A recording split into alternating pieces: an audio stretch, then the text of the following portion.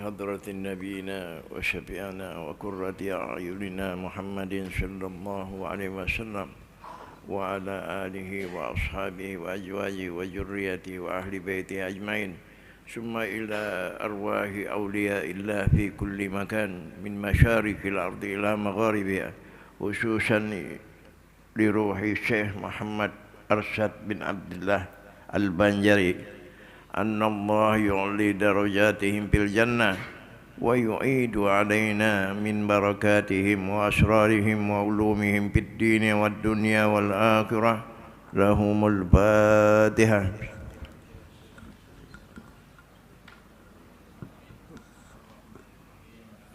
إياك نعبد وإياك نستعين صراط الذين أنعمت عليهم غير المغضوب عليهم ولا الضالين. بسم الله الرحمن الرحيم. الحمد لله رب العالمين وبه نستعين على أمور الدنيا والدين والصلاة والسلام على أشرف الأنبياء والمرسلين سيدنا مولانا محمد وعلى آله وصحبه أجمعين.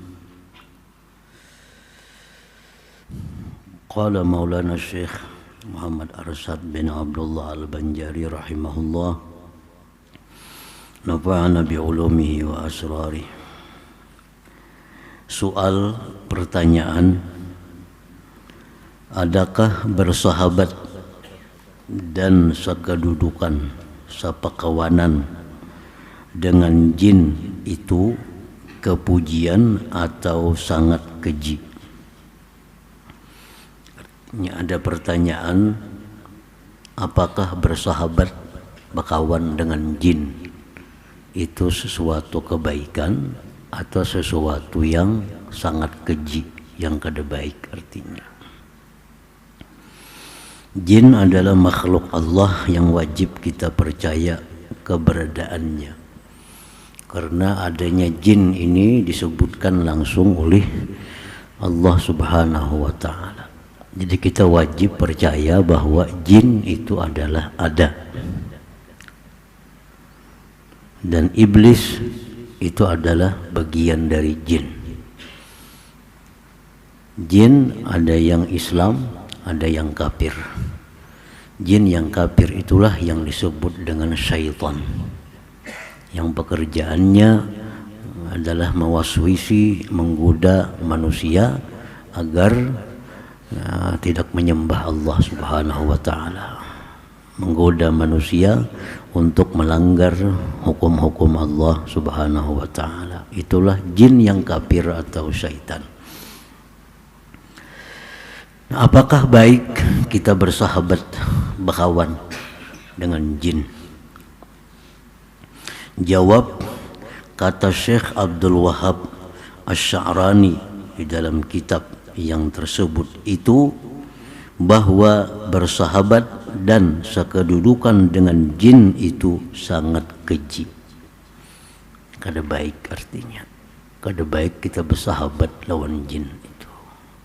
Walaupun inya hendak minta kawani, walaupun inya hendak minta sahabati, nah kita disuruh jangan mau bersahabat lawan jin itu.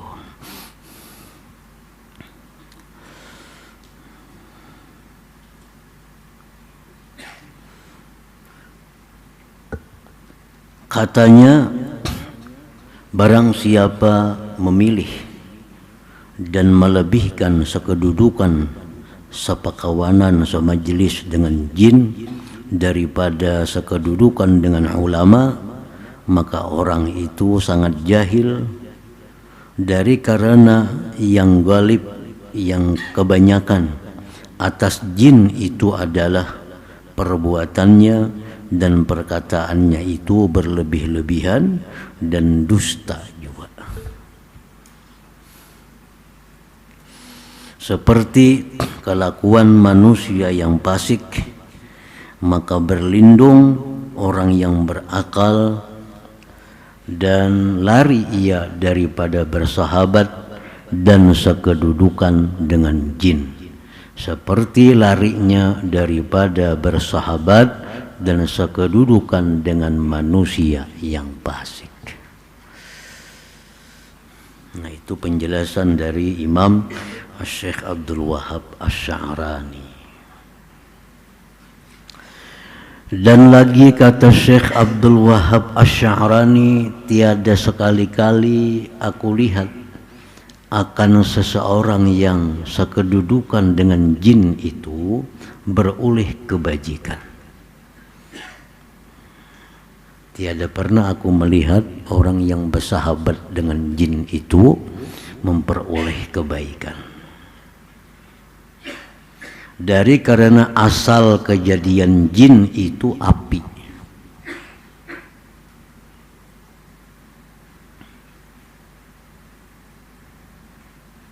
Dan api itu sangat banyak gerakannya. Dan dari banyak gerak itu maka datanglah berlebih-lebihan perbuatan dan perkataannya jin itu. Jadi jin itu kalau 100 yang disampaikannya kepada kita manusia paling 1-2 yang bujur.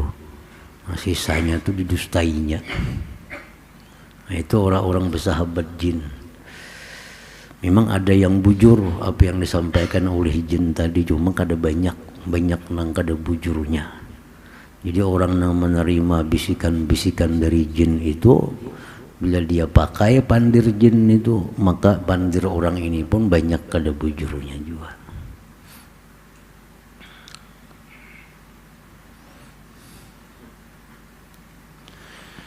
Dan lagi katanya bahwa jin itu terlebih keras fitnahnya atas yang sekedudukan dengan dia daripada manusia. Godaannya itu lebih keras daripada kita sekedudukan dengan manusia. Artinya kalau manusia yang jahat itu menggoda kita, lebih keras lagi jin godaannya itu. Artinya terpengaruhnya kita dengan jin itu lebih keras daripada terpengaruh dengan manusia.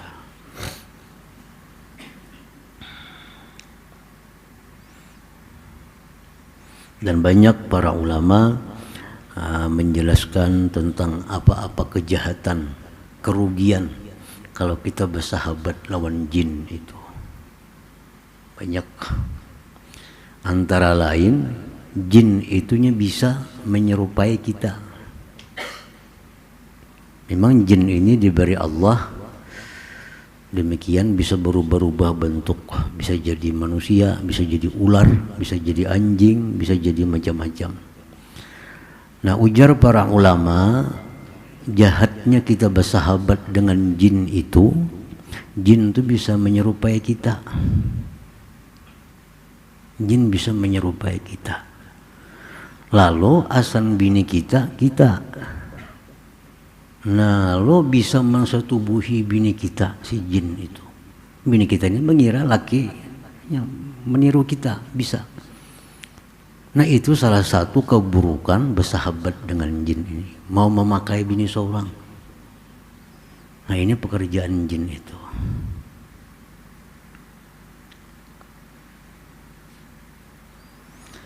Dan lagi kata Syekh Muhyiddin di dalam kitabnya yang bernama Futuhat, tidak seorang manusia yang sekedudukan dengan jin, sepakawanan, ya bersahabat.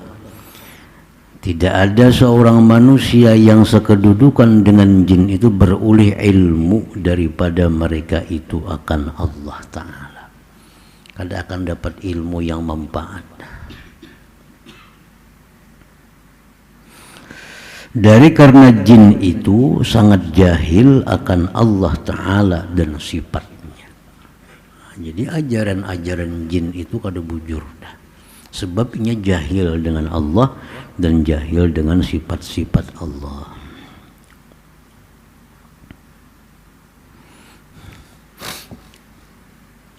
Dan terkadang disangka oleh manusia yang sekedudukan yang bersahabat dengan jin bahwa segala perkara yang dikhabarkan oleh jin akan dia daripada barang yang berlaku di dalam alam ini karamat daripada Allah Ta'ala baginya. Nah ini payahnya. Maka sangkanya itu batal. Itu batal. Maka dengan apa juga karamat datang daripada pihak jin, dari karena kesudah-sudahan memberi jin akan manusia yang sekedudukan yang bersahabat dengan dia, bahwa diberitahukannya akan khasiat segala tumbuh-tumbuhan dan khasiat segala batu dan khasiat segala isim dan huruf. Maka yaitu dibilangkan daripada ilmu sia-sia juga, yaitu yang dicela akan dia oleh sekalian syariat. Nah, jadi jin itu kisahnya tahu lawan khasiat dedaunan. Jin itu kisahnya tahu dengan khasiat batu-batuan. Jin itu kisah tahu dengan khasiat huruf-huruf, isim-isim.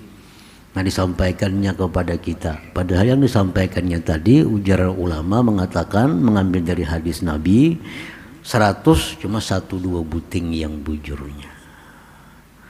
Jadi kalau kita baca tambah lawan orang yang bersahabat jin itu ada jenang bujur, ada jenang kabul, tapi banyak nang kada kabulnya.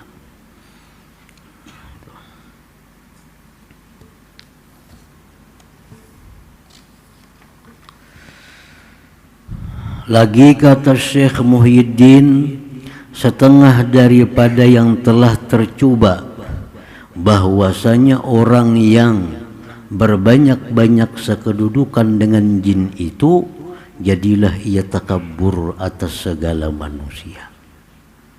Dan barang siapa takabur dimurkai Allah Ta'ala akan dia dan dimasukkan ke dalam neraka seperti yang tersebut di dalam beberapa ayat Quran dan hadis.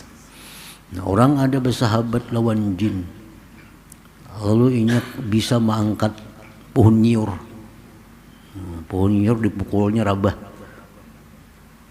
Nah, ada bisa kuat macam-macam. Itu karena bantuan jin.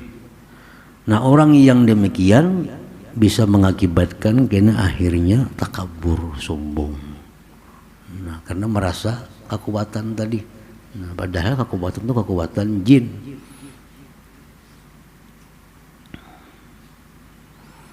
Mengakibatkan si manusia yang bersahabat lawan jin ini jadi orang yang sombong, dan sombong itu adalah sifat yang dimurkai Allah yang menyebabkan seseorang masuk ke dalam neraka.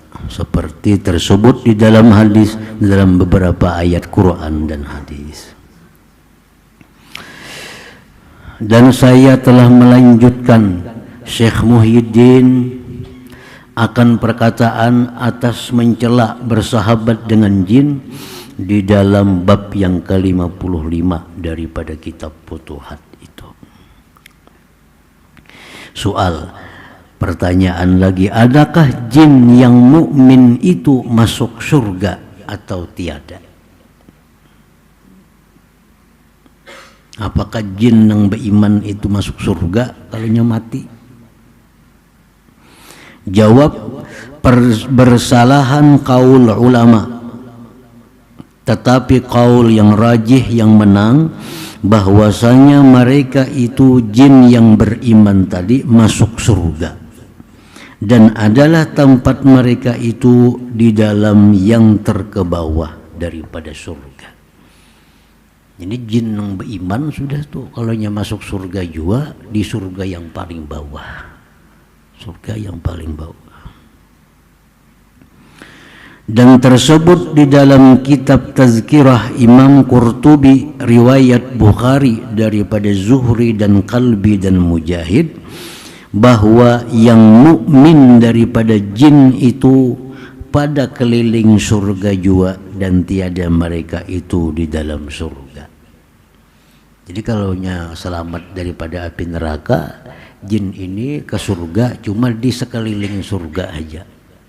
Kada bisa jo masuknya ke dalam surganya itu.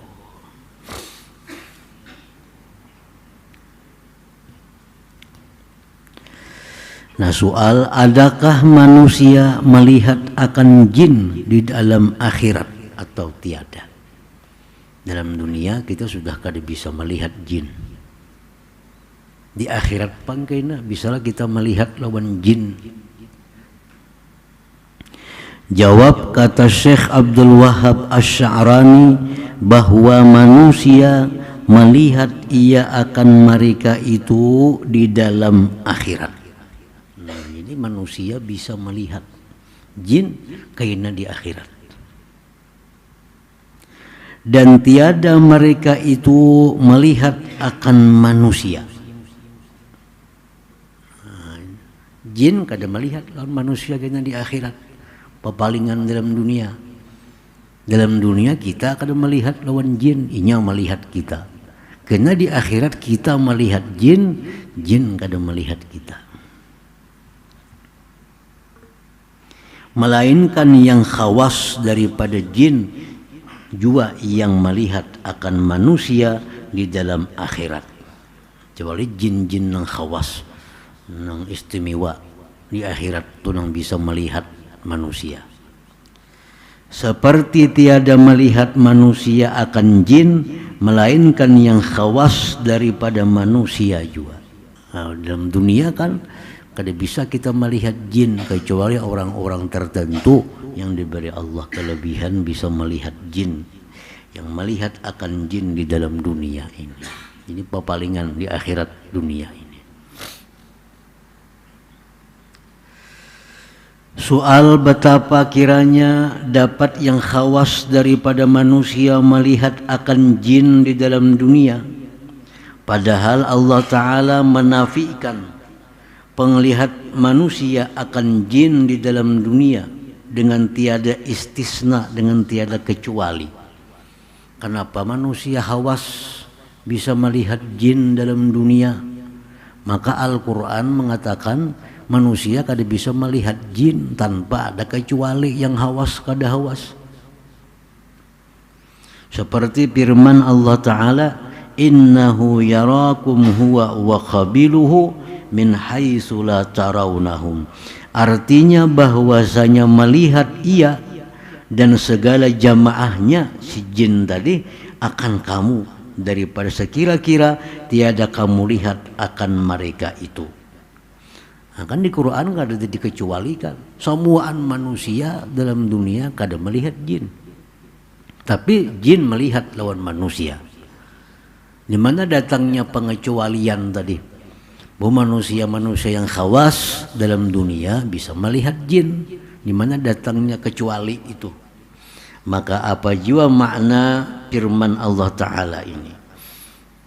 Jawab kata Syekh Abdul Wahab Asy-Sya'rani bahwasanya makna arti tiada kamu lihat akan mereka itu, yakni pada rupa mereka itu yang asli yang dijadikan Allah Ta'ala akan mereka itu atasnya.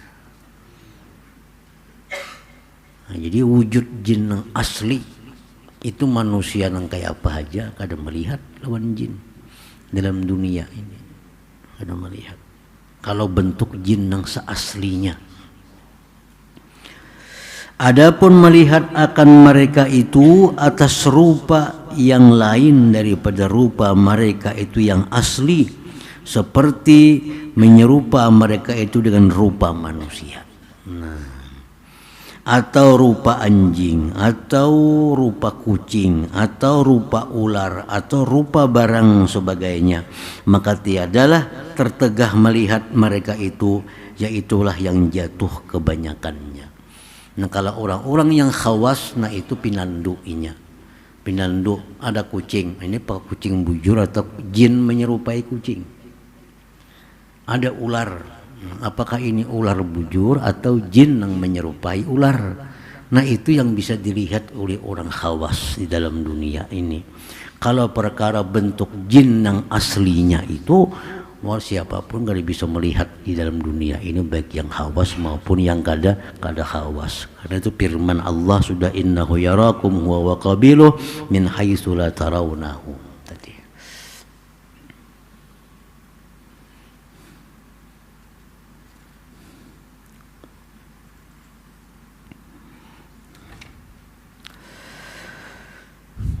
Jadi di rumah kita kucing, di rumah kita ada misalnya ular, nah itu bisa jin. Kada kucing bujur, kada ular bujur. Nah itu orang-orang khawas yang tahu. Mereka tahu ada tanda-tanda kalau ini ular kecem ini, oh ini ular jin. Lain ular binatang ular.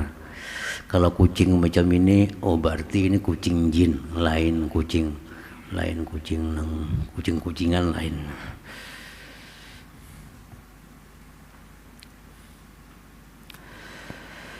Kata Syekh Abdul Wahab Asy-Sya'rani di dalam kitab Yawaqit.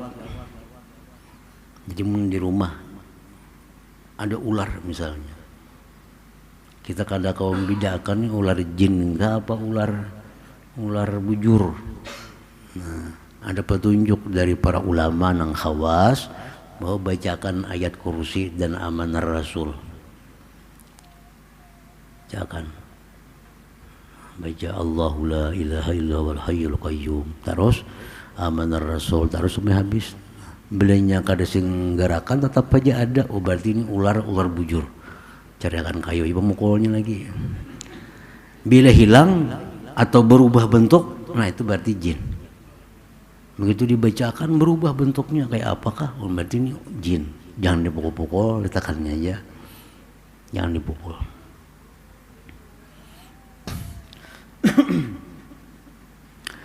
Kata Syekh Abdul Wahab Asy-Sya'rani dalam kitabnya Yawaqit bahwasanya telah terjadi artinya. Insiden terjadi bagiku bahwa seorang daripada jin datang kepadaku. Syekh Abdul Wahab Asy-Sya'rani. Dari jin datang kepadaku membawa pertanyaan. Umpama 77 pertanyaan daripada masalah tauhid. Oh, ini jin datang kepada Syekh Abdul Wahab Asy-Sya'rani bertakun masalah tauhid. Berapa soal? 70 soal.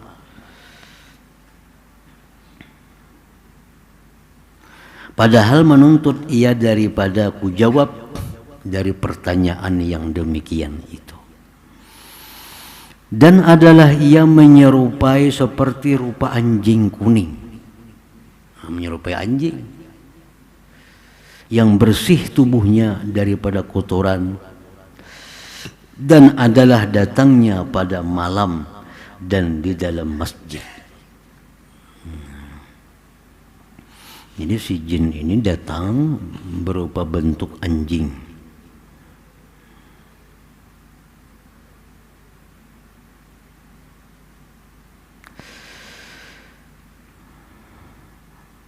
Hingga disangka oleh para rasul masjid, disangka oleh kaum masjid, anjing itu hakiki, anjing bujur.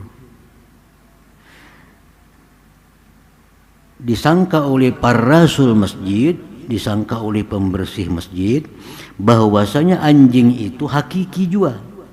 Maka dia basuh. Maka dibasuhnya lah masjid sekaliannya dengan air dan tanah. Dikira anjing bujur, padahal itu jin berupa anjing.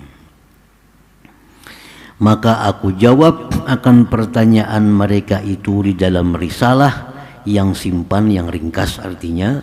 Ku namai akan dia Kashful Hijab Warran an Wajhi As'ilatil Jan. Nah, jadi pertanyaan 70 macam masalah tauhid si jin tadi dijawab oleh Syekh Abdul Wahab Asy-Sya'rani dan dijadikan si jin sebuah kitab. Jawaban pertanyaan-pertanyaan sekaligus jawaban-jawaban si jin itu. Ngaran kitabnya Kashful Hijab Warran an Wajhi As'ilatil Jan. Inilah perkataan Syekh Abdul Wahab Asy-Sya'rani dengan ikhtisar. Ada beberapa guru yang pernah mencoba kalau hendak melihat jin itu, jadi masuk ke dalam kamar malam, baca surah jin 3 kali, baca surah jin 3 kali. Di Quran ada surah jin yang qul uhiya ilayya annahu istama'ana barum minal jin wa qalu inna sami'na qur'anan ajaba. Baca surah jin 3 kali, pejahi lampu, hadangi nak melihat jin. Bisa datang kena berupa manusia kah, berupa ular kah, berupa anjing kah, berupa apa. Kalau sekadar hanya hendak melihat jin, coba kan jagina. Jadi masuk kamar malam, baca surah jin 3 kali, pejahi lampu, hadangi sampai subuh datang tuh jin ada. Ujar orang-orang yang pernah mencoba itu berkisah. Artinya jin itu memang ada, jin itu memang ada. Al-Faslu Salis, pasal yang ketiga, fi bayani syarti husulir riddah wa ma yatarattabu 'alaiha minal ahkam. Pasal yang ketiga pada menyatakan syarat hasil riddah dan barang yang teratur atasnya daripada segala hukum. Orang murtad, kapan orang itu dikatakan murtad? Murtad itu adalah orang yang melakukan sesuatu atau memperbuat sesuatu, mengatakan sesuatu, mengetikatkan sesuatu yang riddah, maka disebut dia murtad. Ketahui olehmu hai talib bahwasanya syarat riddah itu 3 perkara. Pertama, akil, berakal. Kalau orang kada berakal, kada mungkin ada riddah. Kedua, balik. Yang kedua, balik. Ketiga, ikhtiar. Ikhtiar itu artinya pilihan, kada dipaksa. Kadang kada dipaksa. Maka tiada diperoleh riddah orang gila karena ketiadaan akal. Misal orang gila mendahkan Tuhan beranak, kadanya murtad. Misal orang gila mendahkan aku Allah Ta'ala ajarnya, kadanya murtadnya orang gila. Nah, dan tiada diperoleh riddah kanak-kanak. Apapun kelakuan kanak-kanak kada akan bisa menjadikan dia murtad karena ketiadaan baligh. Dan tiada diperoleh riddah orang yang digagahi karena ketiadaan ikhtiar, karena ketiadaan pilihan. Dia dipaksa, diancam. Kada kau lagi berjauh, kada kau lagi bergerak, seperti apa yang terjadi sahabat Nabi Ammar bin Yasir. Pada waktu awal-awal Nabi kita menyiarkan dakwah di Mekah, tokoh-tokoh Quraisy itu kebanyakannya menolak Nabi kita dan menyakiti orang-orang yang mengikuti Nabi kita. Kalau ada budak-budaknya, orang-orang anak-anaknya yang mengikut Nabi kita, itu disiksanya, bahkan dibunuhnya. Nah, ada satu keluarga ini yang lakinya namanya Yasir, yang bini Sidin namanya Sumayyah, punya anak laki-laki namanya Yasir, Ammar. Nah, ini 3 beranak nih. Nah, 3 beranak ini dibawa ke padang pasir karena yang 3 beranak ini beriman dengan Allah dan Rasul Sallallahu Alaihi Wasallam, sedangkan atasannya kada beriman. Dibawa pertama dulu Yasir. Yasir, kamu kalau masih umat Nabi Muhammad, ikam akan kubunuh. Tapi kalau ikam kembali kepada agama kami semula, ikam aman. Jadi Yasir kada, tetap aku umat agama Nabi Muhammad. Bunuhnya Yasir. Ini awal orang yang mati syahid dalam Islam. Bini Yasir pulang, Sumayyah. Sumayyah, kalau ikam masih umat Nabi Muhammad, ikam kubunuh. Kayak laki ikam. Ya Sumayyah kada. Tetap aku ikut umat Nabi Muhammad. Tetap aku umat ajaran Nabi Muhammad. Dibunuhlah pulang Sumayyah. Mati pulang Sumayyah. Ini syahid pertama perempuan dalam Islam, Sumayyah. Yasir pulang, anaknya Yasir. Tuh lihat ya, Abah Ikam sudah mati. Mama Ikam sudah mati. Bila Ikam tetap umat Nabi Muhammad, Ikam tuh kayak sama Abah Ikam, Mama Ikam mati juga. Lalu Yasir ini hakun. Ayo aku meninggalkan agama Nabi Muhammad. Aku kembali kepada agama dulu. Tapi Yasir dalam posisi digagahi, dalam posisi dipaksa, dan paksaannya ini kada main-main. Ini mamanya sudah mati, abahnya sudah mati, lain geratak wara lain. Ini bujur-bujur mati.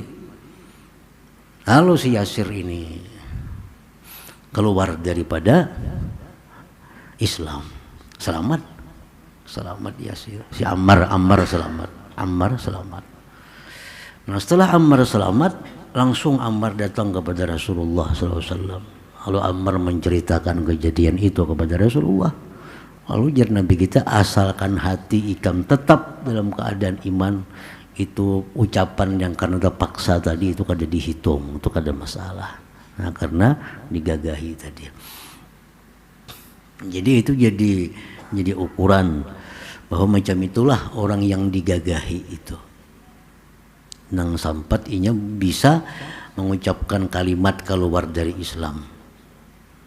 Amun orangnya ini nang menggasak nih, kalau ada bersenjata di tangan misalnya, kalau ada nang dibunuhnya juga menggasak kita bilang kalau pada agama Islam putam piling. Nah itu kan ada masuk gesakan, itu kada masuk desakan nang maulah orang keluar Islam. Tapi kalau sudah lawan pedang, lawan pistol, nang ditimbaknya ada buktinya, nah itu ngarannya ikrah. Itu ikrah. Semalam si Anu kada hakun, timbaknya mati. Malamnya si Anu kada hakun, timbaknya juga mati. Nah dia tahu kita ke pistol orangnya ini, nah itu ngarannya ikrah.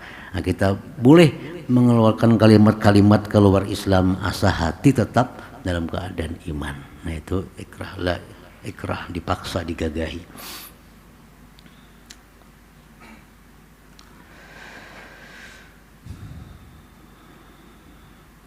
Sahdan, jikalau murtad seorang kemudian maka gila ia. Nah murtad sudah hanyar gila, tiadalah dibunuh akan dia di dalam gilanya, hanya ditakhirkan akan dia hingga sembuh daripada gilanya itu. Nah, ini orang murtad, baik berbuat atau melakukan apa sehingga dia dikatakan murtad, yang itunya malamnya gila. Nah kada kau diurus dulu, ditunggu aja dulu sampainya sembuh.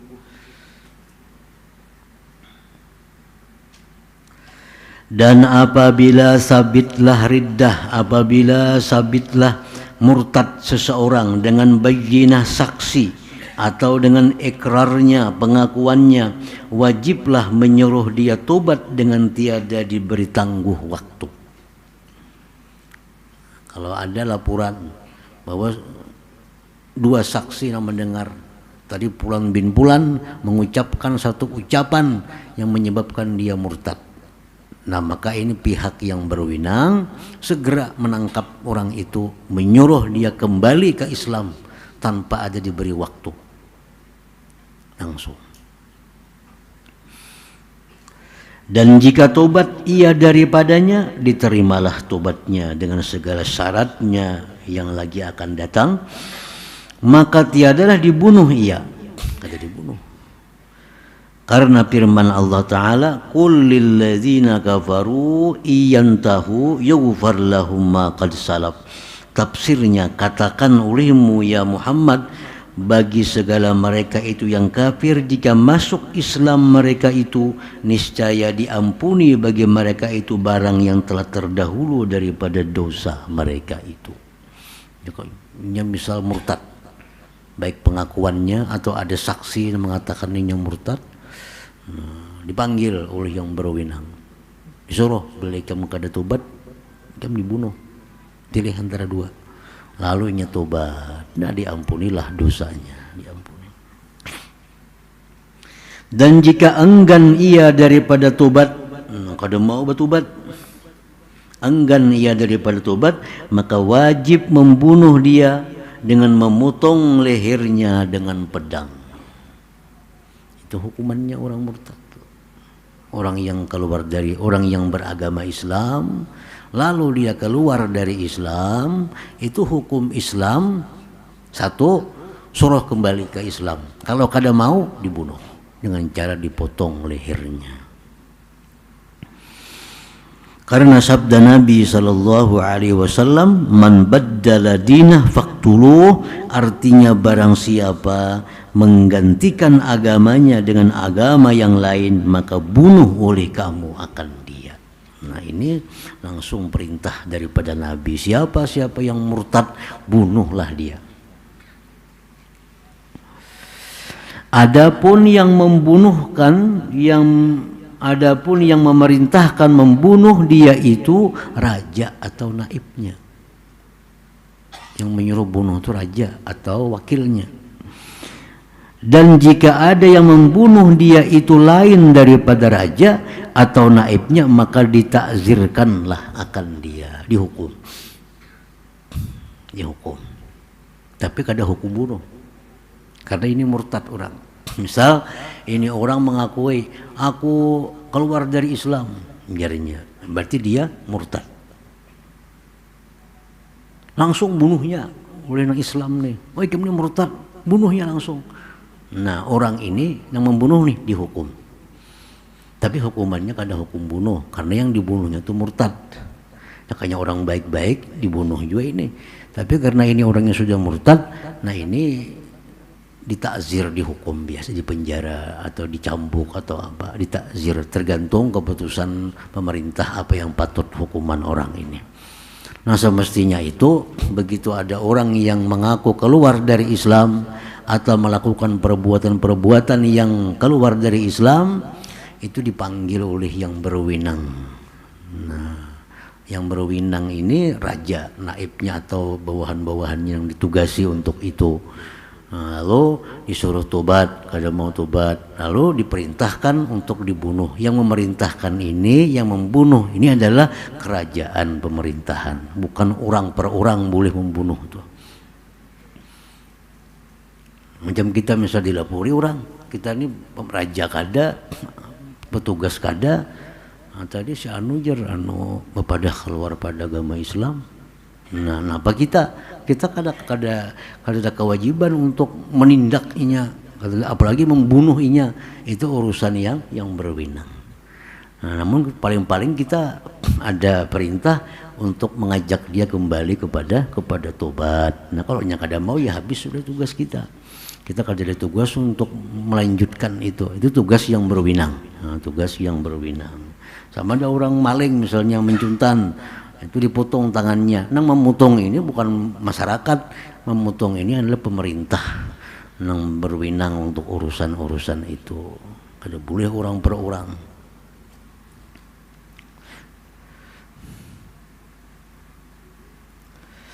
Maka apabila sudah dibunuh akan dia, janganlah disembahyangkan akan dia atasnya, dan jangan ditanam pada tempat kubur orang Islam. Ini karas kada hakun tobat.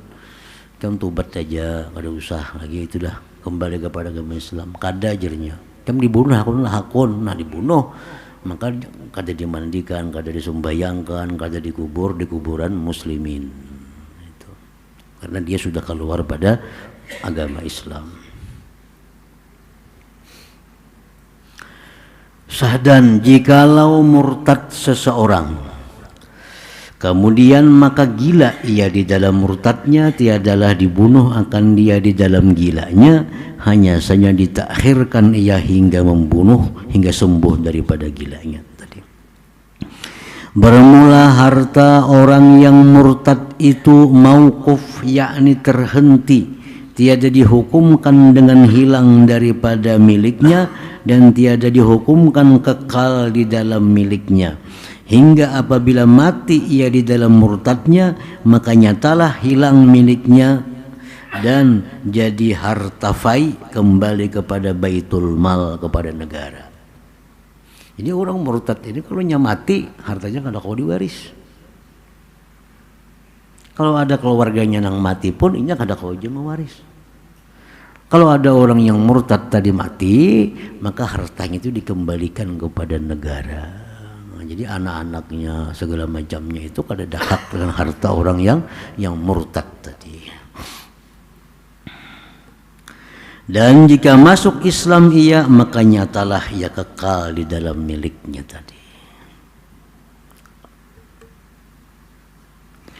Kata Syekh Ibnu Hajar dan Syekh Ramli dan lainnya, tak dapat tiadalah pada menghasilkan Islam orang yang murtad itu daripada melapazkan dua kalimat syahadat. Jadi tobatnya orang murtad itu kada kawa istighfar.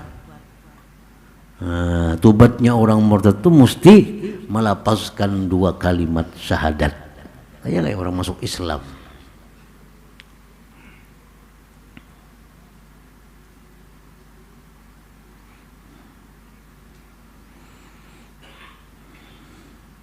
Dan disyaratkan membawa lafaz asyhadu, seperti dikatanya asyhadu an la ilaha illallah wa asyhadu anna muhammadar rasulullah. Itu maka tobatnya orang murtad tadi. Dan disyaratkan mualat antara dua kalimat itu. Mualatnya kada berpisah. Asyhadu an la ilaha illallah wa asyhadu anna muhammadar rasulullah. Nah itu mualat. Amunnya asyhadu an la ilaha illallah, hendak makanlah dulu jarinya. Untuk makan menyambung bang wa asyhadu anna, itu kada mualat ngarannya. Itu kada boleh itu. Dan tertib, yakni mendahulukan kalimat yang pertama atas kalimat yang kedua. Asyhadu an la ilaha illallah wa asyhadu anna muhammadar rasulullah. Dan disyaratkan pula mengaku dengan berlepas daripada tiap-tiap agama yang menyalahi agama Islam, dan mengaku dengan kembali daripada i'tikadnya yang jadi murtad ia dengan sebabnya kepada i'tikad yang sebenarnya. Ini ada tambahan kalau cukup dengan dua kalimat syahadat saja. Jadi asyhadu an la ilaha illallah wa asyhadu anna muhammadar rasulullah, aku bersaksi bahwa tiada Tuhan yang sebenarnya melainkan Allah, dan bahwasanya Muhammad adalah Rasul Allah, dan aku berlepas daripada tiap-tiap agama selain agama Islam, dan aku telah kembali kepada i'tikad yang benar. Nah, tambahannya kalau orang masuk Islam ingat dua kalimat syahadat saja. Kalau orang murtad ini ya macam itu. Dan sah melapaskan dua kalimat syahadat itu dengan bahasa dirinya. Kada mesti bahasa Arab, bahasa Indonesia aja kada apa-apa. Aku bersaksi bahwa tidak ada Tuhan yang disembah melainkan Allah, dan aku bersaksi bahwa Muhammad adalah Rasul Allah, dan aku berlepas dari setiap agama selain Islam, dan aku kembali kepada i'tikad yang benar. Nah itu boleh aja bahasa Indonesia atau bahasa apa yang inya bisa, artinya nggak ada syarat bahasa Arab tuh. Dan sah melapaskan dua kalimat syahadat itu dengan bahasa dirinya, dan jika tahu ia akan bahasa Arab sekalipun dia bisa bahasa Arab tapi hendak bahasa Indonesia, boleh aja. Demikianlah qaul yang mu'tamad, pendapat yang diperpegangi. Nah kemudian khatimatun bi bayanit taubah wa syurutiha.